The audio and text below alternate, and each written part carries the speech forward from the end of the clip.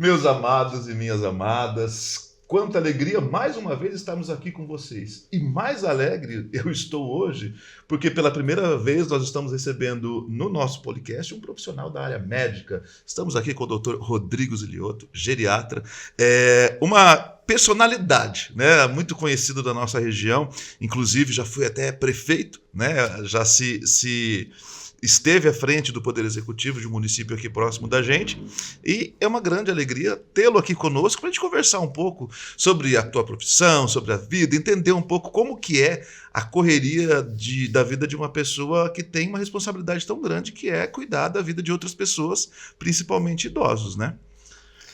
Para mim que é um prazer, tá, Márcio? Obrigado, até falei, agradeço você, a Jaque, todo mundo aí.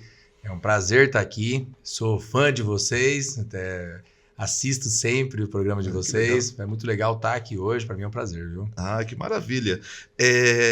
O senhor está aqui desde quando? O senhor, você? Muito mais fácil. É que médico, a gente tem aquele, né? Não, o que é isso? Você está em Moarama desde quando? Então, quando eu saí da prefeitura em 2009, né? Quando eu acabei meu mandato, né? Estamos ficando velho, entendeu? Ficando velho. Assim. Mas eu acabei... Aí depois eu morei lá alguns aninhos em Xambrê ainda, mas eu sempre tive muito presente aqui porque eu tinha já... Meu trabalho ficava um pouco aqui, um pouco lá. Uhum. Aí eu me mudei para cá mesmo, foi em 2012. Foi quando eu mudei para cá em definitivo. Sim. Aí acabei vindo para cá, meus pais, aí vivi em Xambrê um pouquinho, porque meus pais continuaram morando, meu pai mora lá até hoje e tudo mais, mas eu vim em 2012 para cá. 2012 você já era médico? Já, me formei em 2001, rapaz. É verdade. Par de anos aí. Não, já faz um tempinho, né? Muito já tempo. Já faz um tempo. Você é formado por qual universidade? Eu me formei em Prudente, na UnoOeste, em 2001. Aí depois fiz geriatria em Curitiba, Faculdade Positivo.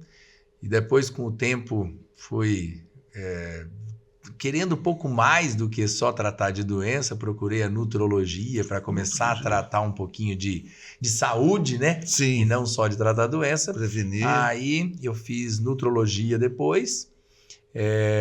Aí já um tempo depois, em 2015, 16 ali foi quando eu acabei a nutrologia, que eu fiz pela ABRAM, pela Sociedade Brasileira de Nutrologia. E a última especialização foi, que eu fiz tem 2 anos, foi só envelhecimento saudável. Só para a gente pensar em envelhecer legal, ficar bem. Aí foi agora no final do ano passado, no meio do ano passado ali. Médico não para de estudar nunca, né? Não tem. Nunca. A ciência vai avançando a cada mês, a cada dia, principalmente agora, né? Com essa tecnologia tão avançada que a gente tem, inteligência artificial, que logo vai estar também. Não, já tem muita coisa na medicina de muito, né? Daqui uns dias ela vai. Já. A gente tem até um pouco de medo nesse sentido. Mas por qual motivo que você escolheu a geriatria? Assim, é um pouco de tudo. Porque assim, dentro da faculdade, você vai acabar. Quem gosta mais de clínica, quem gosta mais de cirurgia, você vai meio que indo para um lado ou para o outro. Eu sempre gostei muito de clínica, eu sempre gostei de investigar. Sabe aquele negócio? Ninguém descobre isso. Manda para mim que eu adoro descobrir aquilo, entendeu ou não? Espírito investigativo. É o que eu mais gosto de ir atrás. E a clínica tem muito disso, a parte da clínica médica tem muito disso. E eu sempre gostei muito de idoso, sempre gostei do envelhecimento, eu sempre tive bastante paciência, sempre gostei bastante, e aos pouquinhos acabou indo e foi me levando a isso. Mas, na verdade, se eu falar assim para você, na faculdade eu pensava em fazer geriatria. Não, nunca pensei muito. Até a geriatria, na época que eu fiz faculdade, nem era tão forte assim, a gente nem tinha nas cadeiras básicas mesmo da faculdade. Mas as coisas foram me levando para aquilo, e hoje eu sou muito feliz. Deus me deu de presente tratar de idoso e tratar do envelhecimento, porque hoje a gente não trata só de idoso, né? Continua como parâmetro de idade o idoso a partir dos 60 anos? É esse o parâmetro pela... Na verdade, é o Estatuto do Idoso. O Estatuto do Idoso, isso. É que assim, no Brasil ainda o parâmetro é 60, mas não é para tudo, você sabia disso? Se você for pegar, é muito engraçado isso, porque é meio incoerente, mas tem o porquê. Quando você pega, por exemplo, se você pegar das passagens interestaduais onde o idoso tem um desconto, né? Ou tem alguma... Ele até ganha de graça algumas. Sim, tem. É 60, não é mais 60, é 65. Ah, já foi. Já aumentou. Aí é para 65 anos. Então, algumas coisas para 60, algumas para 65. Os países já desenvolvidos, países mais antigos, na Europa, onde tem muito idoso, já não é mais 60, já são 65. Isso vai acontecer aqui no Brasil, vai começar a passar para 65 anos quando a gente fala em idoso. Sim, até porque a gente tem envelhecido mais, o que eu digo de envelhecer mais, o brasileiro, assim como em diversos outros países até próximos a gente, as pessoas têm vivido mais, né? Sim. Você tem acompanhado isso na região, você que gosta de pesquisar esses dados, você tem como parâmetro, você analisa e percebe? Tem, a expectativa de vida tem aumentado demais. A gente não tinha, é engraçado, a gente fala assim, porque idoso a gente coloca como 60. Antigamente o muito idoso era acima dos 80. Hoje já está acima dos 85 e logo vai mais para frente. Sim. Isso. Porque a expectativa de vida está aumentando demais por vários motivos. Primeiro, a qualidade de vida está cada vez melhorando mais. A medicina está evoluindo absurdamente para a gente conseguir levar essa qualidade de vida. Não é, eu vejo assim, para a gente pensar em envelhecer, não é só a idade, é como é que eu vou chegar. Eu sempre falo isso para todo paciente meu. Mental, fisicamente. Isso, não tem jeito. Você quer chegar sentado, em pé ou deitado. Você está entendendo? Isso vai... As tuas escolhas lá atrás vai fazer a gente serão lá na frente. Né? Vai ser decisivo. Mas a expectativa de vida da nossa região aqui e do Brasil como um todo só vem aumentando. Ninguém gosta de envelhecer. Essa é bem a verdade. Tem uma dificuldade. Mas o que a gente tem que fazer para envelhecer bem? Quais seriam... A gente sabe se alimentar bem, correr e tal, mas... Tem mais alguns elementos, assim, alguns... na verdade, dicas? Assim, é engraçado essas coisas, porque assim, se você falar que para envelhecer bem existe uma fórmula mágica, não existe. Por isso que eu sou um pouco contra essas coisas de medicina de hoje em dia, que protocolo para não sei o quê. O ser humano, cada um é um. Sim. Eu não consigo eu não consigo pensar como médico que eu vou fazer a mesma coisa para todo mundo. Não, você pode ter um parâmetro ali, uma coisa ou outra, mas cada um, isso é individual, isso na verdade. Cada um eu tenho uma coisa para fazer. Mas basicamente, assim, para você pensar, como é que eu faço para envelhecer bem, vamos colocar assim. Nós temos alguns pilares do envelhecimento saudável, para a gente for pensar, tá? Quais são esses pilares? Eu tenho que pensar numa boa alimentação, uma alimentação saudável. Eu tenho que pensar numa boa noite de sono. Sono é importantíssimo. Fundamental. Eu tenho que pensar na minha atividade física. Isso muda o envelhecimento. E hoje em dia a gente tem muita coisa legal, porque nós temos muita suplementação, nós temos vitamina, nós temos mineral, nós temos... Nossa senhora, tem tanto suplemento hoje que pode ajudar, que a gente não consegue mais na nossa alimentação. Porque quando a gente vai envelhecendo, qual é a grande diferença? É justamente essa. Quando a gente envelhece, a gente não consegue absorver os mesmos nutrientes que antigamente. Nosso estômago vai mudando, nosso intestino vai mudando, e a gente não consegue mais absorver aquilo que a gente conseguia antes. Sim. Muda por então completo. Hoje a medicina, a nutrologia, a nutrição consegue repor isso de outras formas. Então isso tudo vai fazendo parte do nosso envelhecimento. Interessante. Esses suplementos, então, eles facilitam o processo. Basicamente é isso daí. Porque, basicamente é isso daí. De repente, para você consumir uma quantidade de proteína, você teria que comer muita carne. Né? E a digestão para a carne, e a gente vai sentindo mesmo. Eu já não tenho a mesma facilidade digestiva que eu tinha há um tempo atrás. A gente vai perdendo. Vai perdendo, né? Mas você falou da carne, olha para você ver como é que é engraçado. Quando a gente fala, e tudo isso é individual, por isso que eu sempre falo que não tem como ser protocolo. Se eu pegar vamos dizer, uma pessoa que tem 75 quilos, vamos colocar. Para eu pensar em fazê-la envelhecer bem, eu tenho que manter massa muscular. Aí eu vou estudar. Ele tem menos massa muscular do que ele deveria ter, ele está com a massa muscular ok ou não. Nós vamos daí pensar o que nós vamos suplementar ou não para esse paciente. E alimentação, nós vamos tentar ajustar, sempre primeiro ajustar a alimentação. Não deu, nós vamos para o suplemento. Mas vamos pensar em alguém com 80 e poucos, 90 quilos. Para eu pensar em manter a massa muscular dele, eu preciso de 1 a 1,5 gramas de proteína por quilo. Tá? Daí você fala assim, não, beleza. Se eu comer 120 lá, que é um bifão lá, eu já tenho 120. Um bife de 100 a 120 gramas que tem de carne, ele só tem 25 a 30 gramas de proteína. Nossa. Só para você ter uma ideia. E além de tudo, quando a gente não consegue absorver tudo isso, a gente só numa refeição, a gente só vai conseguir absorver de 25 a 30 gramas de proteína. Enquanto a gente vai envelhecendo, vai ficando mais difícil. Mesmo que consuma mais, o organismo não vai... Não consegue. Não tem essa Por capacidade. Isso, não consegue, não tem essa capacidade. É isso mesmo. E quando a gente vai envelhecendo, isso vai cada vez piorando, porque o nosso sistema digestivo vai mudando com o tempo. Então a gente tem que... Os suplementos são muito importantes para essas pessoas e pro envelhecimento geral, porque eu consigo septar, dividir a quantidade de proteína durante o dia para manter um aporte proteico legal para que ele não perca massa muscular. Mas não é fácil. Isso numa pessoa... Não, a gente vai ter... vou fazer desse jeito. Tem que ser estudado caso a caso. Isso e muda tudo, tá? Então hoje a gente tem alguns parâmetros. Hoje eu consigo ter... nós temos, por exemplo, um aparelho na clínica que chama bioimpedância. Que é muito legal. Nós temos e existem vários tipos de bioimpedância, tá? Porque a gente tem muito esse negócio, eu vou lá no fulano, lá na academia, num negócio que tem uma balancinha que faz isso também. É totalmente diferente uma coisa da outra. Existem bioimpedâncias hoje de última geração, que a gente consegue pegar até quantidade de gordura visceral em centímetros cúbicos. Ela consegue.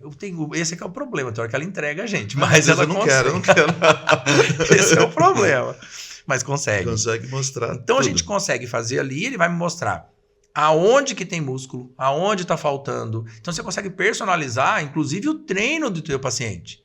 Eu tenho paciente com 30 e poucos, 40 anos de idade, que eu já começo a perceber que falta massa muscular, por exemplo, no membro inferior, que é onde a parte mais perigosa para envelhecimento é falta de massa muscular em membros inferiores. É mais fácil. Esse é o grande problema, porque assim, inclusive tem uns estudos mostrando que quem tem menos massa muscular em membros inferiores tem maior chance de ter Alzheimer, por causa do retorno venoso.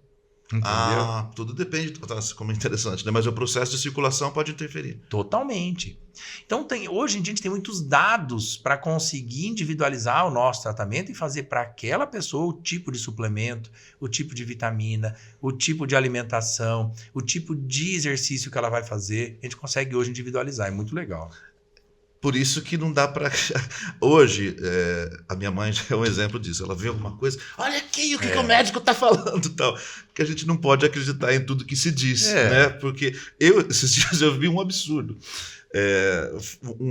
Um senhor, ele dizia que era um grande perigo a atividade física porque acelerava os batimentos cardíacos e a gente tem, não sei, 1 quatrilhão de batimentos cardíacos e que se a gente fizesse atividade física ia aumentar, ia morrer. Nada a ver, né? Isso não tem nada a ver. Ou tem? Na verdade, o que eu quero é isso mesmo. Quando você vai fazer atividade física, o que você quer é que você chegue numa frequência cardíaca.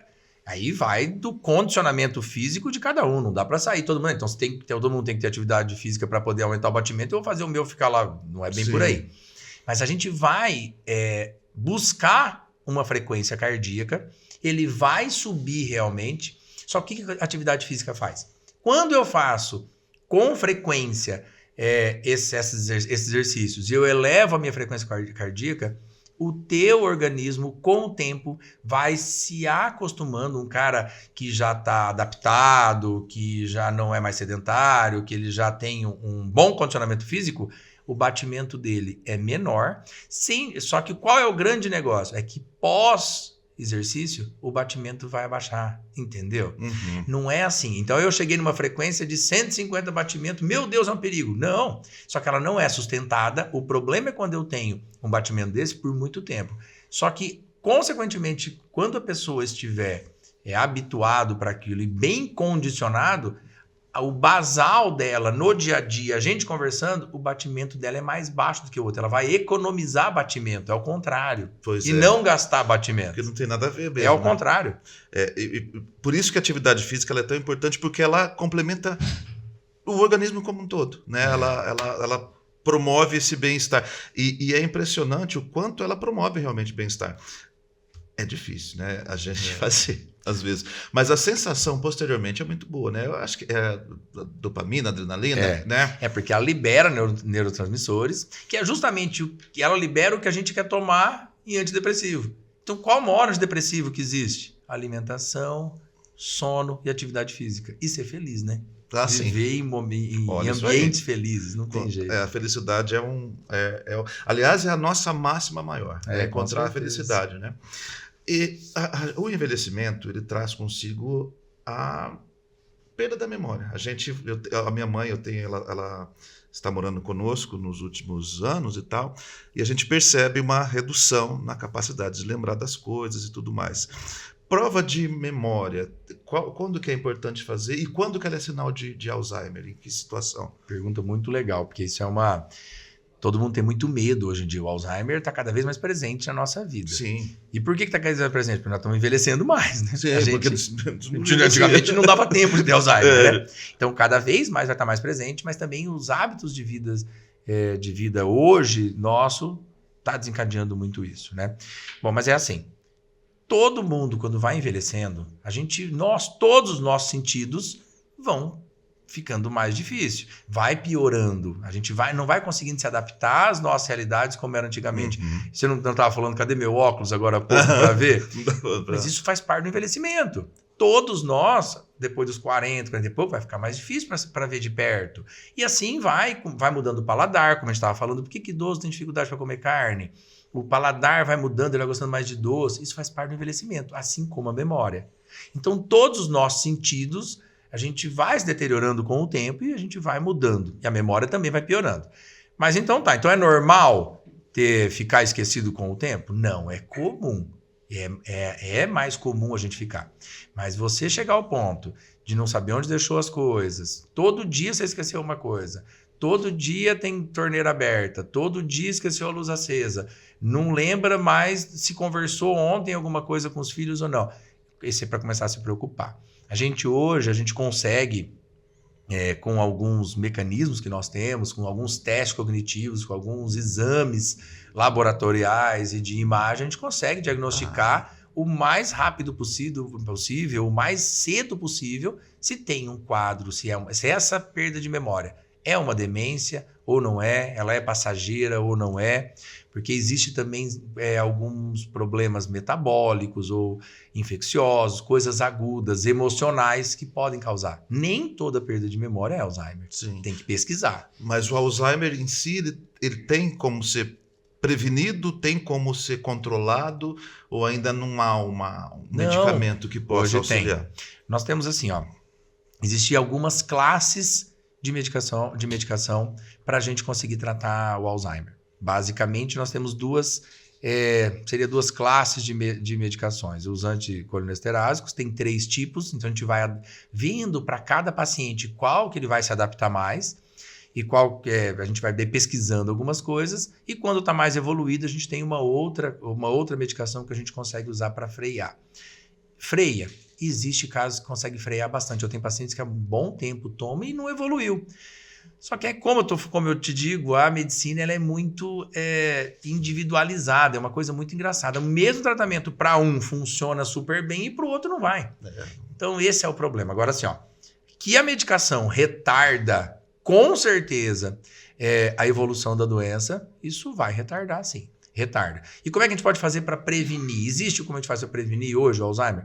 Se a gente pensar que o Alzheimer é uma doença que tem algum fundo genético, a gente está falando em torno de 30% de chance de ter Alzheimer quem tem pai ou mãe que tem algum tipo de demência, no caso o Alzheimer. Só para você ter uma ideia, se a gente praticar atividade física regular, quando eu falo atividade física regular, o ideal são 5 vezes por semana, pelo menos assim, no mínimo 30 minutos por dia, isso vai dar uns 150 por semana, a gente diminui em 33% a chance de ter Alzheimer. Porque a atividade física, além dos neurotransmissores todos, ela produz uma substância chamada irisina, que protege o nosso cérebro contra as demências e a degeneração, e entre elas o Alzheimer. Isso comprova que o ser humano ele foi feito para não ficar parado. É bem por aí. A gente tem que se... É bem por aí. Claro que existe outras coisas, existe algumas outras coisas que a gente pode fazer a não ser atividade física, sim. O maior vilão do cérebro, açúcar. Açúcar. Inclusive já tem uma tendência de chamarem o Alzheimer de diabetes tipo 3, eu não acho que é muito próprio esse termo, mas já existe alguns chamando, porque o açúcar tem muito a ver com envelhecimento celular e principalmente envelhecimento neuronal. O consumo em excesso ou o consumo? Porque assim, a gente tem que pensar o seguinte, tudo que a gente come que é carboidrato vira açúcar. Sim. Eu falo ao paciente meu, é engraçado isso, porque ele fala, doutor, como é que eu tenho Como diabetes? Batata, maionese. Não, mas não é. A pessoa vira e fala assim, mas eu não como açúcar, por que eu tô com... Eu como tão pouco açúcar. Detesto doce. Por que eu virei diabético? E é difícil ele entender. E o diabético também, por exemplo, é difícil ele entender. Por que mas a minha diabetes está alterando e eu não estou usando açúcar? Se a gente for parar para ver, tudo que a gente come vira açúcar. Então, assim, tudo que eu comer que for carboidrato, ele vai virar açúcar. Quando eu não gasto, ele vira gordura. Uhum. Tá? Ele é importante, o muito importante. Carboidrato é importante para a energia também. Para a energia. Aí que a gente fala, daí vai ter que ver qual tipo de carboidrato. Tem vários tipos. A gente tem que lembrar, tudo que vem da cana, tudo que vem do milho, do trigo, do arroz, não da batata, da mandioca, da cevada, do álcool, tudo que é bom, você tá entendendo? Eu acho que eu tô tendo um ataque. Vira açúcar. Tudo vira açúcar. É carboidrato. Isso que a gente vai comer vai virar açúcar. Então, tudo que a gente vai fazer em excesso, ainda vou lá, ainda meto açúcar no café, ainda como só coisa doce. Uma hora o cérebro não aguenta, o pâncreas não aguenta. Não tem jeito. Mas assim, o consumo moderado pode. Tudo na vida que for moderado não tem problema, né? Assim, a chance de dar um erro é muito menor. Tudo que for pouco, assim, tudo na vida. A gente vai falar assim, não pode tomar nada de bebida alcoólica. Poxa, não tem aquele negócio, né? Fala assim, ele parou de beber, não sai mais para chegar até o 110. Para que chegar ao 110 desse jeito? O cara não pode comer uma carninha legal, não pode sair de casa, não pode namorar, não pode... Não, aí não perdeu a graça, não é? Como assim? diria minha avó, daí não vive. Aí perdeu a graça viver. Não tem jeito. Por isso que a gente tem que tentar tudo manter o meio termo. Sim. Claro que pode comer açúcar, lógico que pode ter uma bebida alcoólica, lógico que pode, mas tudo tem que ser reduzido. A gente tem que daí estudar cada caso. É engraçado, tem gente que faz tudo na vida errado e não dá nada. Tem outros que faz tudo certo e a chance... Então, a gente vai ter que estudar cada um o seu limiar e ver cada caso um caso. É verdade que uma taça de vinho por dia faz bem para o coração? Pior que é verdade. Pior não. O melhor é que é verdade. Porque pode coisa melhor que o vinho. De 1 litro? Então, na verdade, é engraçado isso daí. Isso foi um estudo feito na Espanha, que pegaram, porque o consumo de álcool era muito grande e começaram a ver que a chance de que eles tinham infarto menos do que os outros. E começaram a tentar procurar o porquê que isso acontecia. E começaram a descobrir que em doses moderadas o álcool é um protetor cardiovascular, sim. O vinho é o melhor deles, porque além de tudo ele tem resveratrol, ele tem várias outras coisas que ele vai ajudar a proteger o coração e tudo mais. Mas é um cálice. Então cálice. Não é bem uma... Na verdade, existe um último estudo que saiu que poderia ser até um cálice para mulher e 2 para homem, porque o metabolismo do homem para o álcool é um pouco mais acelerado melhor do que o da mulher. Mas seria mais ou menos isso daí. Um consumo bem, né? É uma tacinha. Bem recreativo. Uma tacinha. Bem recreativo. Voltando à questão do Alzheimer, muito do que você disse me lembra da minha mãe e amanhã eu vou marcar uma consulta para levá-la para ver você. Legal, mas... Por conta de você citou tudo o que você disse e ela tem apresentado. Que idade que ela tá? 74. 70 é jovem, assim, não é para isso não. Não é para estar com a memória ruim, não. Ela esquece muito do que aconteceu agora há pouco. Do recente, né? Tem acontecido bastante. Falando ainda nessa questão, eu tive um problema sério de memória depois que eu tive Covid. Você tem visto bastante isso? É uma realidade mesmo? Então, é tão engraçada a questão do Covid, porque o Covid mexeu muito com várias coisas. Então, a gente começa a não saber até onde é culpa do Covid, até onde foi culpa do psicológico que o medo, né, nos trouxe. A gente parecia que saía de casa e havia uma nuvem de gafanhoto, levava a gente correndo, não era assim uma coisa? Assim, né? Morria de medo, parecia que havia um bicho para te pegar. E tudo isso, a gente não estava habituado com isso. Então, tudo isso mudou o nosso comportamento, mudou o jeito de pensar, coisas... nós evoluímos e tem coisas que foram para pior. Mas o Covid em si, ele piorou a memória? Piorou sim. A gente vê muito no consultório isso, que e casos mais graves de Covid pioraram mais ainda a concentração e memória. Mas você sabe o que eu acredito? Eu acredito que foi que a supressão de algumas vitaminas, alguns minerais. E a gente consegue melhorar. Eu tenho um monte de paciente que vem com essa queixa e a gente vai ver, ele tem déficit de algumas vitaminas e a gente consegue dar uma ajustada. Vitamina B12 é muito importante para a memória. Muito importante. Magnésio é importante. A própria vitamina D, todo mundo acha que a vitamina D é importante só para pensar em osso, em cálcio, mas na verdade não. A vitamina D a gente considera como um hormônio de tantos lugares que ela consegue agir no nosso corpo. Então tem várias coisas que pode ajudar. Mexeu muito com a parte cognitiva, né? Mexeu. Eu, por exemplo, esquecia coisas, às vezes até palavras muito fáceis de trocava L por U e tal, simplesmente porque o cérebro parece que ele divagava. Qual que é a diferença? É uma queixa, é uma questão muito comum da gente, porque todo mundo fala, é Parkinson ou Alzheimer? Na verdade, uma coisa não tem nada a ver com a outra no começo. Depois começa a se confundir muito, porque existe um tipo de demência que é uma demência parkinsoniana, que é muito parecido com o Alzheimer, tá? Mas é assim, o Alzheimer, a característica principal é justamente a perda de memória, o déficit cognitivo que vai acontecendo, a deteriorização da memória. O Parkinson já é muito mais, no começo, motor, alterações motoras. O mais clássico deles é o tremor, mas não é só o tremor que a gente tem que prestar atenção. Pacientes que têm dificuldade de marcha, a gente chama de marcha do esquiador, sabe? Que começa a arrastar o pé, alterações de face, a pessoa não tem muita expressão, até intestinais, de deglutição, isso tudo pode ser o Parkinson. Então o Parkinson tem mais sintomas no começo, motor, enquanto o Alzheimer é mais cognitivo. Compreendi. Mas com o tempo, eles vão se confundindo pela deteriorização do cérebro, de todos os neurônios. Então, com o tempo, vai se confundindo um pouquinho porque, como eu te falei, existe essa demência parkinsoniana que pode parecer um Alzheimer, mas é lá na frente. Quem tem Alzheimer pode desenvolver Parkinson? Não é muito comum, são coisas um pouco separadas, mas é mais comum quem tem Parkinson. Todo mundo fala, tem Parkinson e depois virou Alzheimer. Aí a gente se perde um pouco, mas tem que ver o tipo de demência. Normalmente isso acontece muito quem tinha o Parkinson e depois acha que tem o Alzheimer. Na verdade não é isso, é uma demência e esse tipo de demência daí pode ser uma demência parkinsoniana. Compreendo. Muitos idosos são aconselhados a utilizarem o protetor solar.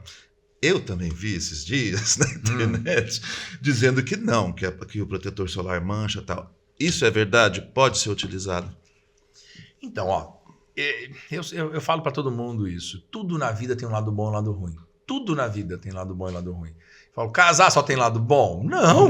Ter filho só tem lado bom? Não. Tudo na vida tem lado bom e lado ruim. Tudo tem riscos e benefícios. Mesma coisa do protetor solar. Se eu passar o protetor, eu vou proteger um pouco mais a minha pele. Eu vou diminuir o risco de ter lesões, eu vou diminuir o risco de ter, por exemplo, de ter um câncer de pele. Só que eu não vou absorver vitamina D, porque ele faz uma barreira. Por conta do barra o sol. Barra o sol. Então, assim, tudo tem lado bom e lado ruim. Eu costumo falar para todo paciente meu, pode usar protetor, pelo amor de Deus, porque os danos que o sol causa na pele, e a gente só vai lembrar disso depois que estiver com 80 e poucos anos, onde a pele fica muito frágil. Pode prestar atenção para você ver. Chega em todo idoso, olha essa parte da gola, olha a face, olha o braço. Olha essa pele e pede para olhar a pele da barriga, ou mesmo daqui, ó, onde por isso, pega. Então é mais... você sente mais... né? Por causa do sol. Parece que é mais amassado. Desidrata, na verdade. Aquilo lá é porque desidratou a pele. Por isso que é tão importante passar o protetor e quando a gente vai envelhecendo, usar alguns cremes hidratantes, não só cosméticos, mas alguns cremes hidratantes mesmo. A gente pode... Existem alguns manipulados, existem alguns de farmácia, que ele faz uma hidratação mais profunda da pele, para que isso envelheça melhor. E quando a gente ganha, é bom? Pode usar? Quando ganha o quê? Um protetor solar. Lógico que é manipulado. Você usa? Não, se for ganhar, tudo que a gente ganha é melhor ainda. Eu só acabei falando do presente. Mas mandaram uma lembrança para você. Para mim? Opa, E exclusiva, personalizada. Opa! Esse daí mesmo. Verdade? A Stratus Pharma desenvolveu... Humberto, meu grande amigo. É uma empresa humanamense que é destaque pela sua excelência, né? Na prestação de serviço e tudo mais. Então, tem um protetor solar desenvolvido exclusivamente para você, um sabonete, se não me engano, e uma garrafa personalizada também. Verdade? Vamos Sim. ver aqui.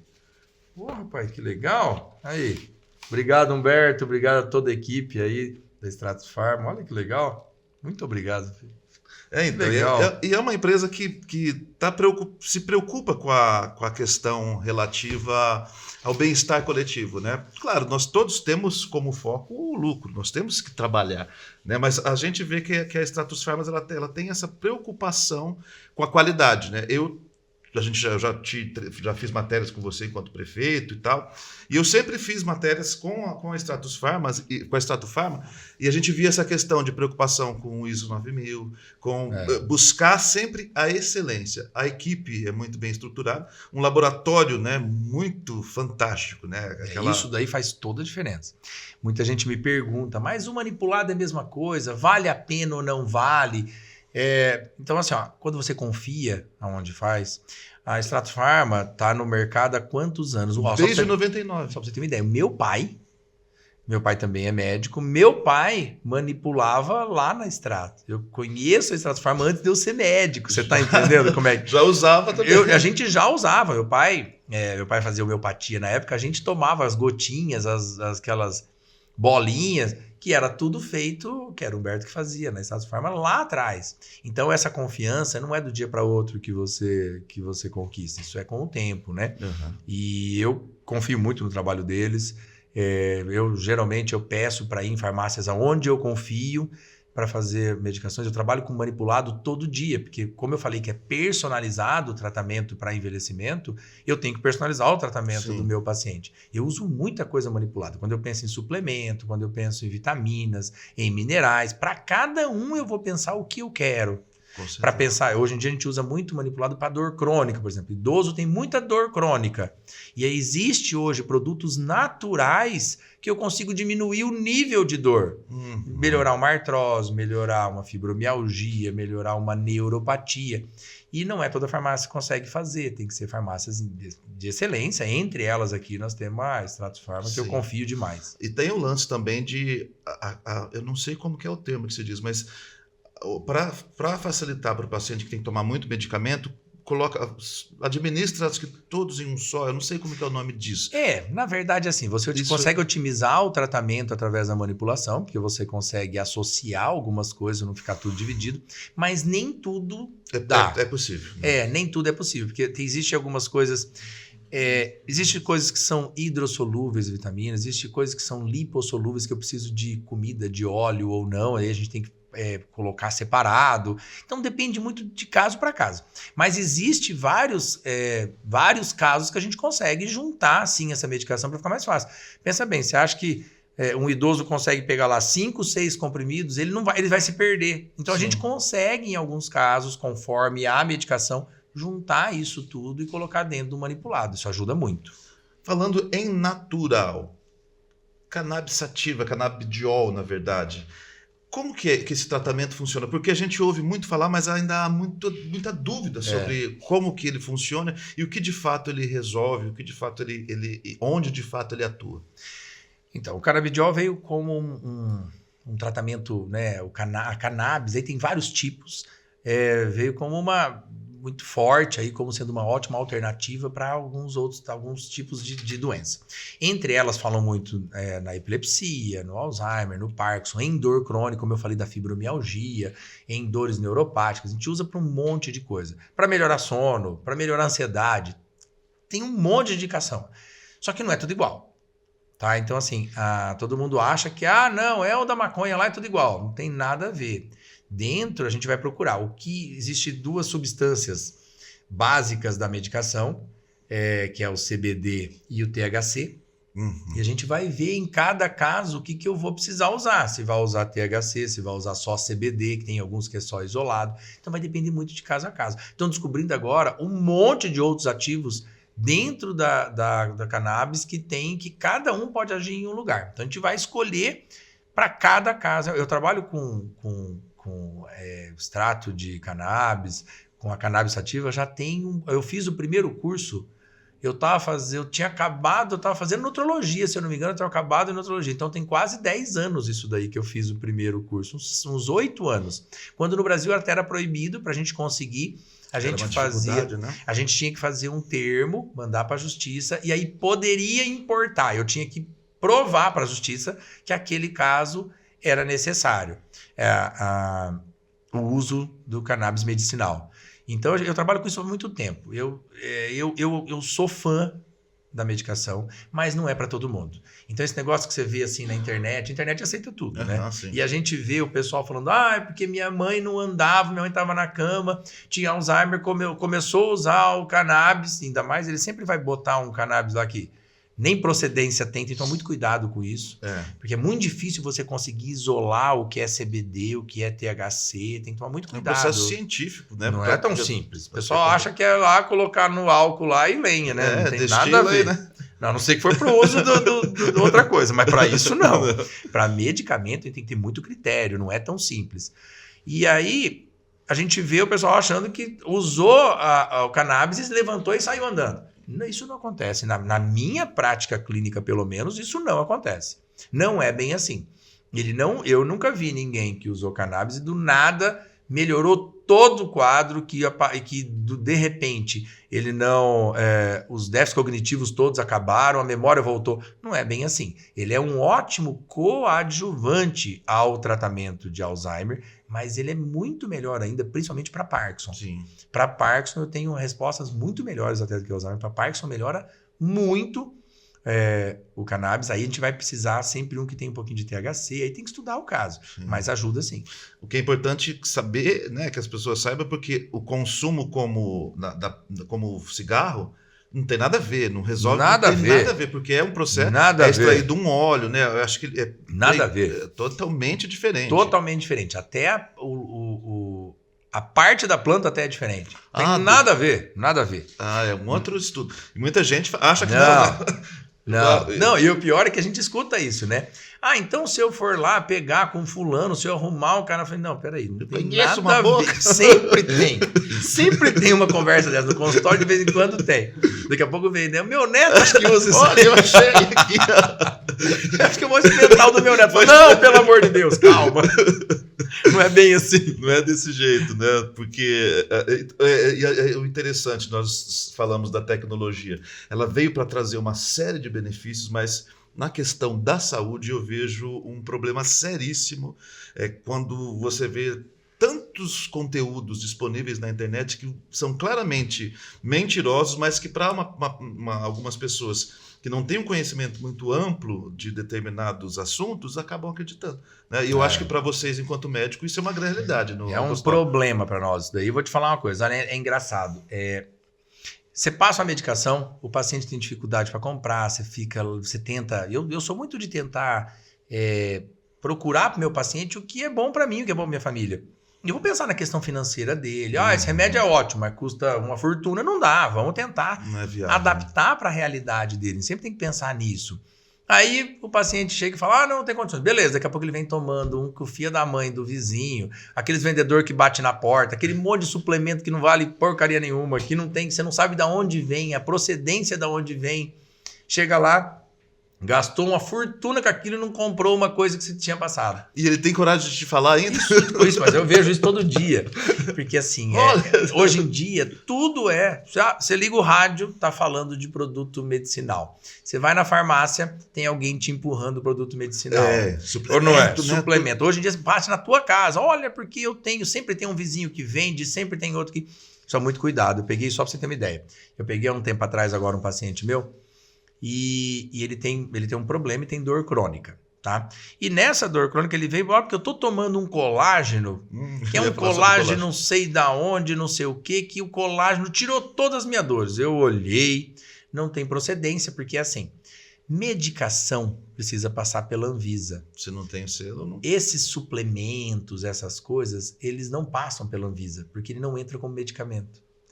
Então, ele não tem fiscalização. Você nunca sabe o que tem lá dentro. Aí eu olhei, só tinha colágeno e magnésio. E aí ele falou, porque eu melhorei. Eu falei, mas o senhor já tomava isso aqui? Não, doutor, mas a hora que eu peguei esse daqui, melhorou. Eu falei, ó, o senhor usa, só para ter uma ideia, de magnésio, eu tava passando pro senhor 3 vezes e 3 tipos de magnésios diferentes, que o senhor tem aqui, o senhor tem um tipo, o senhor usava 3 tipos diferentes, muito maior que isso. O colágeno que o senhor tomava é de uma qualidade muito melhor que essa que o senhor toma. O senhor acha que isso aqui melhorou assim? Isso aqui tem coisa aqui dentro. Não, porque de jeito nenhum não tem. Tá bom, continuou. Mas deu um mês, vem ele com a pressão toda alterada, ele todo inchado, então provavelmente eles colocaram corticoide lá dentro. Então assim, esse é o perigo de você ficar tomando. Meio que imediato, mas... Melhora, mas a longo prazo... Você não sabe? Ali dentro eles colocam... o perigo é colocar coisa escondida lá dentro. Você não sabe quando não tem procedência, quando você não sabe de onde vem. Você está entendendo? Tem que tomar muito cuidado com isso. Por isso que a gente manda manipular em farmácias que a gente confia. Por isso que a gente passa produtos que a gente confia. Todo mundo tem a ideia que remédio é tudo igual. E eu não vejo assim. É qualidade de produto. Quando você pergunta à dona de casa, todo sabão em pó é igual? Você vai pegar um refrigerante. Você pede vamos botar um exemplo aqui. Você pede uma Coca-Cola, por exemplo, tá? A pessoa vem lá com qualquer refrigerante de cola, uma tubaína de cola. Fala, é tudo a mesma coisa. Você vai falar o que para ela? O gosto não é igual. Não tem nada Você tá a ver. entendendo? Então, assim, de todos os produtos, tudo que você for pegar, existe qualidades de produto. Roupa tem qualidade. Por que uma camiseta uma é mais cara que a outra? Porque é a mesma coisa. Por que com medicação às vezes é mais caro que o outro? Porque a qualidade daquele produto é mais caro para fazer do que o outro, porque a qualidade era melhor. Em se tratando de genérico, há uma diferença muito grande? Então, mas quando a gente põe o genérico, a gente põe tudo num balaio só. Eu sempre tento comentar isso. O problema é que existem genéricos bons e genéricos ruins. É aí que vai da qualidade do produto. É que normalmente os genéricos muito mais baratos, quando a diferença é muito grande de preço, geralmente são marcas que a gente não confia. E é engraçado, porque a gente vê isso no consultório. O paciente está tomando um remédio ético, que a gente prescreveu, que você deu uma amostra, tá tudo bonitinho. Na hora que você olha, tá tudo desregulado. Você vai ver, pode ter certeza que foi trocado. Antidepressivo é um problema também. É um problemaço. E assim, existe, na lei do genérico, ele pode também ter uma margem de erro. Então, eles podem trabalhar nessa margem de erro menor. Eu estou usando um comprimido de 100 miligramas. Às vezes ele não tem a 100 miligramas e está dentro da lei. Então, assim, a gente normalmente, isso é em tudo que você for fazer. Você vai indicar alguma coisa para alguém. Você não indica, olha, eu tomo esse, ou compra esse produto que eu confio. O que a gente vai fazer, nós médicos, a gente pede para buscar aquele produto é porque a gente confia naquele produto. Sim. A gente já conhece a procedência, a gente já sabe. Eu já trabalho, eu tenho 23 anos que eu faço isso aqui. Nesses 23 anos a gente consegue saber o que funciona e o que não funciona. Entendeu? Sim, já tem não tem como não ter uma visão, principalmente você que gosta da pesquisa. Né? Você gosta de acompanhar. Vamos tomar uma aguinha. Água é bom também, né? Tem que tomar todo dia mesmo. Uma dica de água, de 30 a 35 ml por quilo de peso é o mínimo que a gente tem que tomar aí de água por dia. 30 a 35 ml? Se vamos pegar 80 quilos, tem que tomar 2,4 litros. Se pegar 70 quilos, 2,1 litros. Então todo mundo fala, quanto tem que tomar? Tem que ver pelo peso. De 30 a 35, quem toma muito pelo mais? Menos. Tudo que é demais é fazer mal, mas eu nunca vi ninguém chegar ao ponto de tomar água assim, de chegar a passar mal e fazer mal mesmo, sabe? Tem alguns dias assim eu tomo... Não vai fazer mal. Mas assim, isso vai depende de como que você perde a água. No calor, você está suando o dia inteiro, você vai precisar de mais água. Muito, isso que eu estou falando é o mínimo. Mas vai depender.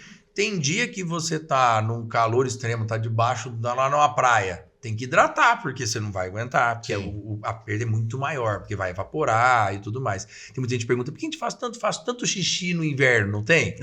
Porque não vai suar, como é que você vai sair a água? Porque até na atividade física é menor, né? A quantidade de suor. Eu, quando pratico atividade física no verão, por exemplo, É porque o calor vai fazer a vasodilatação e você vai isso. Perder mais. Mas Isso tem a ver com o corpo da gente vai fazer isso para regular a tua temperatura, você sabia? Sim. Ele começa para regular a tua temperatura, ele vai perdendo água ou trazendo água, dilatando a nossa circulação, nossas artérias ou não. Então, tudo isso tem porquê. Então, por que... Vamos fazer uma consulta. Vamos embora. Eu suo muito, muito, muito. Isso é perigoso, sim? Não, na verdade, isso a gente tem que olhar, não é só por... Tem que ver alguns parâmetros, tem que ver. Tua função renal tá legal? Sódio, potássio tá legal? Como é que tá o resto? Tá tudo bem? Não tem problema, cada Sempre um foi é assim. um. Cada um é um. E assim, mas na verdade, se vai suar mais, se você tomar o mesmo tanto de uma pessoa que sua menos, você vai fazer menos xixi. Sim. Você está evaporando mais o líquido que você está tomando do que o outro vai estar jogando pela urina. Mas todos nós, o nosso corpo, ele é para manter esse equilíbrio realmente. E cada um daí vai precisar de uma termorregulação maior ou menor. Isso vai depender de cada um.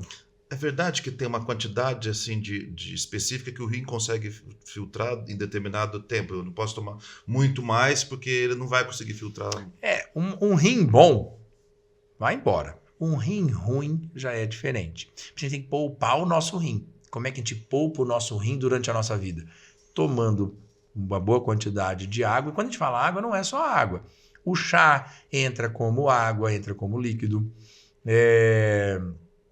Por exemplo, se eu pegar o tereré, entra como líquido. Tudo isso vai entrando como uma água, como líquido da mesma forma. Então eu vou poupando o meu rim quanto a isso. Outra coisa que vai poupar o rim, eu diminuir o sal, que é o sódio. E a gente acha que o sal é só o que eu coloco no saleiro. Mas não é só isso. Tem um monte de produto. Todo produto que você vê na prateleira, que é industrializado, ele tem que ter sódio. Como é que ele não estraga? É conservante, né? Ele tem que ter sódio. Refrigerante tem um monte. Tem que ter. Não tem jeito, ele vai estragar. Você olha lá na prateleira, tá lindo, aquele monte de bolacha, macarrãozinho instantâneo, aquele monte de coisa que é prático para você fazer. Como é que ele não estragou? Porque ele tem que ter sódio, até o doce tem que ter sódio, e ele tem que ter gordura. Como é que a gente fazia antigamente quando não tinha geladeira? Não era na banha ou no sal para conservar? Até hoje a indústria vai fazer os conservantes, a maioria são mais ou menos nessa linha. E o sódio, em excesso, ele é um inimigo. Veneno pro rim. Isso que eu tô dizendo, eu tenho que poupar o meu rim. Como é que eu poupo o meu rim? Tomando muito líquido, principalmente água ou chás, como eu te falei, e tentando não consumir em excesso tudo que produtos industrializados ou que tenham muito sódio. Chá, não refrigerante. Tá? Chá, não, né? Ferrou. Falando ainda da qualidade de vida, musculação ou caminhada e aeróbico? O que é o mais indicado? Então, o melhor mesmo é um pouco de cada um, tá? Porque assim, ó, na verdade, o ideal é que eles se completem.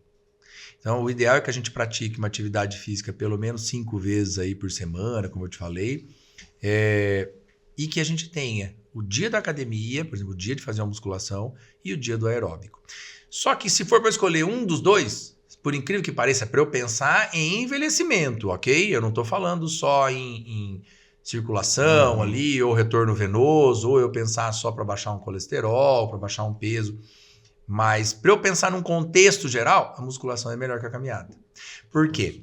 Porque a musculação, eu consigo os benefícios que a caminhada me faz muito parecido quando eu estou fazendo musculação. Mas a caminhada, o aeróbico, não consegue manter minha massa muscular igual a academia consegue manter. E se tem uma coisa que a gente tem que pensar para envelhecer bem a massa muscular. O coração funciona melhor também, né? Tudo vai funcionar melhor. Retorno venoso é melhor, tudo, nosso cérebro funciona melhor. Como eu te falei, a atividade física produz urisina, então tudo é... E falando em coração, o Instituto Nossa Senhora Aparecida é uma referência em tratamentos, né? Sim. Tem diversos... trata de complexidades cardiovasculares, cirurgias e tudo mais, e eles também quiseram te presentear quando souberam que você estaria aqui conosco. Não é verdade? Temos aí mais um... Meu pai é um dos fundadores. Teu pai é um dos fundadores? Meu pai é. Então, é uma... Aqui, olha. Muito obrigado. E um vinho também. Opa! Aí, ó, tem que tomar um cálice só, né? Um cálice. Não pode exagerar? Dá para a equipe inteira cada um toma um. Mas é um hospital Obrigado, também. Viu? A toda a equipe do Nossa Senhora Aparecida. Agradeço muito. Tem uma referência na 12ª. Faz parte da minha história também, né? Porque, cresceu por lá também. Crescemos lá. Meu pai, a vida inteira. Nós somos sócios até hoje lá. Meu pai, hoje eu não vou muito mais no hospital, porque cada vez o consultório me toma mais tempo, eu não consigo muito ir o quanto eu ia antigamente, como eu ia. Mas sempre muita parte, a Nossa Senhora Aparecida eu tenho um carinho muito grande por esse hospital e por todos que trabalham lá, pela história que eu tenho lá, que meu pai teve lá. Então a gente sempre viveu lá quando criança e eu sempre que eu posso lá um pouquinho eu vou sim. Você falou que cresceu no Hospital Nossa Senhora Aparecida. Isso me fez lembrar da vida pessoal. Vamos falar um pouquinho do doutor Rodrigo, agora o Rodrigo civil, a pessoa do dia a dia. O trabalho te consome quantas horas por dia? Você tem um tempo legal para a família? Como que é? Porque a gente sabe que a profissão de médico ela exige muito do profissional, né? A gente tem que... Acho que qualquer profissão, a gente tem que se policiar muito para a gente não ficar só trabalhando, esquecendo isso faz mal para a saúde, na verdade, é que a gente acha que tudo que a gente vai buscar através do trabalho é só por dinheiro, mas nem sempre, é porque o trabalhar faz muito bem, a gente foi criado para isso, né? Mas a gente tem que tomar muito cuidado com isso para a gente não começar a perder o seu tempo só pelo trabalho. Eu tento ficar o máximo possível com a minha família, eu tento almoçar todo dia com eles, só um dia ou outro quando o negócio apura demais que não dá tempo, mas eu tento estar almoçando. Eu tenho 2 filhas e uma esposa, sou pai de 3 filhas, eu brinco, minha esposa também é um pouco filha, ela vai me matar com escutar isso, mas a gente brinca.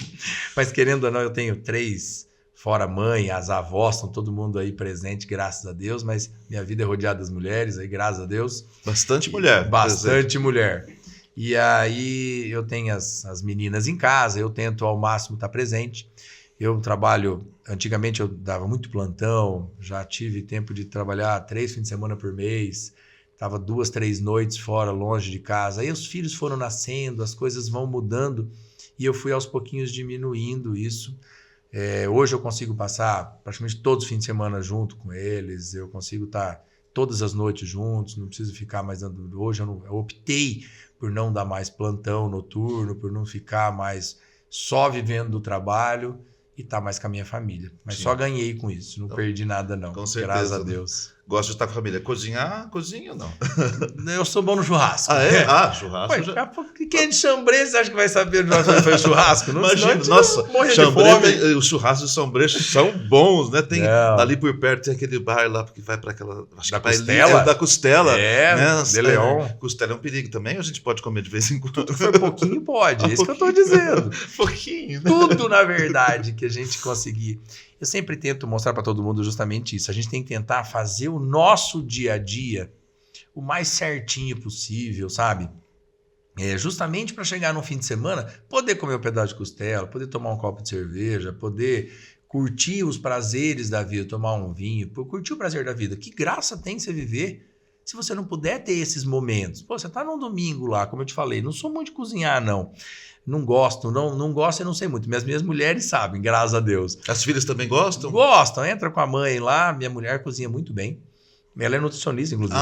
Então, a comida sempre em casa, sempre eu tenho né? uma guardiã lá olhando, tenho uma policial olhando lá.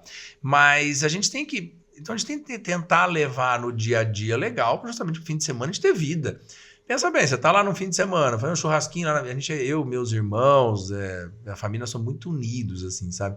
E a gente todo mundo mora vizinho um do outro, vive junto, os filhos convivem, todo mundo junto, a gente trabalha junto e a gente festa junto, Imagina, faz parte. Tem que você tá lá num domingão, lá no churrasco, pô, você não vai poder comer um pedaço de carne, você não vai poder, sabe, tomar um copo de cerveja.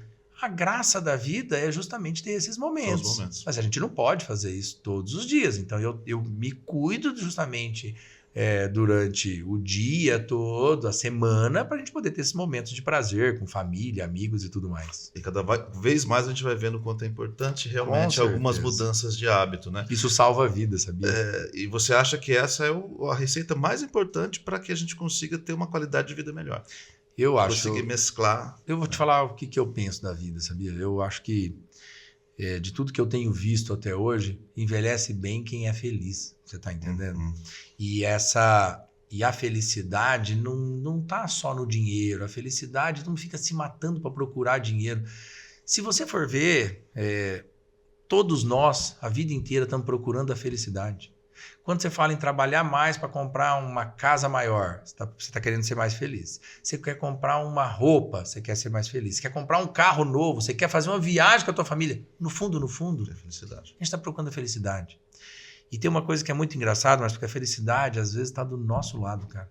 E você está procurando essa felicidade atrás de comprar, atrás de se matar, de trabalhar para procurar dinheiro. A felicidade às vezes está na tua família, está nos seus irmãos, está na sua esposa, está nos seus filhos, está nos seus pais. E a gente perde esse tempo de estar com eles para ficar se matando e trabalhar para comprar a felicidade. Felicidade não se compra, não. Nossa, legal. Dá para ver o quanto você acredita nisso que você disse. Tá? Teus olhos mostram claramente esse teu entendimento de viver bem. Porque realmente a felicidade não há motivo algum para se viver sem que se tenha momentos de felicidade. É claro que não é possível, não é possível a gente viver completamente feliz. Há momentos que são dificultosos mesmo. Mas tentar fazer também desses momentos, né, da melhor maneira possível, agradáveis, é também uma forma da gente encontrar a felicidade. Muito legal o que você disse, assim, porque faz a gente refletir também sobre o que a gente, como que a gente está levando o dia a dia. Mas na verdade eu acho que Deus coloca na nossa vida às vezes uns momentos difíceis justamente para a gente crescer como pessoa, para a gente entender melhor e para a gente dar valor aos momentos bons. Com certeza. Se só tiver coisa boa, você não vai estar nem aí para tua família. É engraçado isso porque a gente vê casais que brigaram a vida inteira. Quando morre, eu vejo no meu consultório todo dia.